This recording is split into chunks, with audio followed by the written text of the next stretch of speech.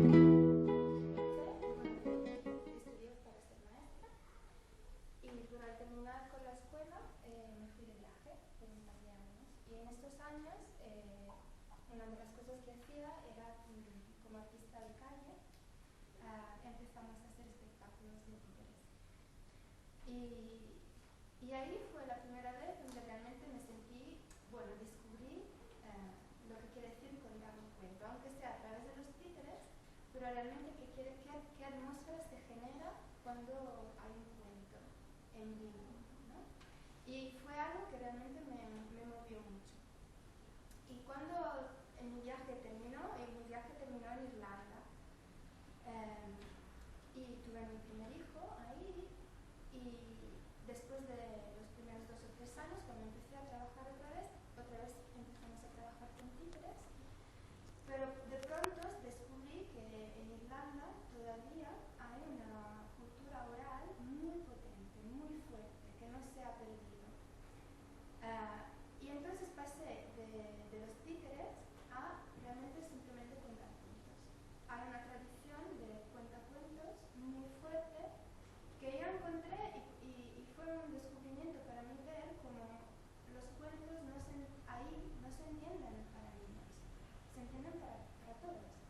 Y una de las experiencias más impactantes que tuve fue estar en un festival de cuentacuentos donde habían, no sé, 300, 400 personas adultas y todas completamente, o sea, llorando y completamente entregadas a esos cuentos. Y para mí ahí realmente fue un descubrimiento del valor y del poder de los cuentos, que hasta entonces quizá había entendido como, bueno, algo que se hace para niños, algo así de diversión. Y entonces realmente empecé a trabajar con los cuentos, como cuentacuentos en distintos ámbitos. Y al final, y luego durante el camino empecé a formarme como maestra Waldorf y empecé a trabajar como maestra Waldorf y trabajé más de 12 años como maestra de primaria Waldorf.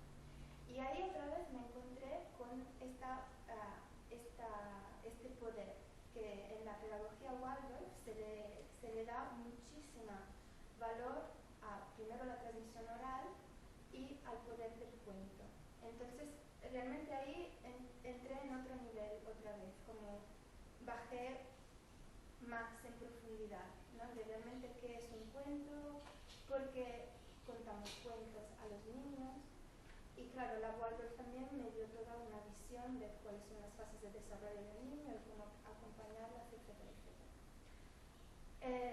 Entonces, a lo largo de mi trabajo como maestra, conté muchísimos cuentos, pero empecé a escribir mis propios cuentos. Y eran cuentos que yo escribía. Por ejemplo, si tenía que explicar a los niños qué es una multiplicación, yo les contaría un cuento. Y luego a partir de este cuento, quizá hacemos juegos de algo que ha pasado en el cuento. Y poco a poco vamos a llegar al concepto de la multiplicación. Pero es un proceso muy largo, ¿no? Y que empieza con este despertar de la imaginación a través del cuento.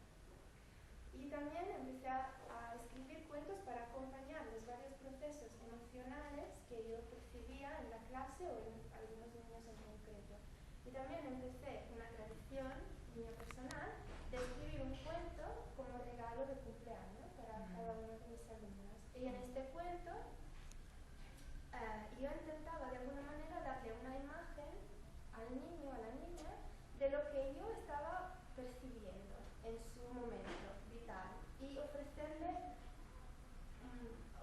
un algo. Y bueno, esta experiencia para mí ha sido realmente muy conmovedora, de ver cómo un cuento puede actuar tan profundamente dentro de las personas. Y claro, a la vez de crear un cuento para los niños, para quien sea, me di cuenta que esos cuentos estaban actuando sobre mí también, porque el hecho de crear un cuento me implicaba a mí en mi proceso donde yo me tenía que jugar algo mío. ¿Me explico? Yo me tenía que implicar también. Y entonces el cuento actuaba sobre mí.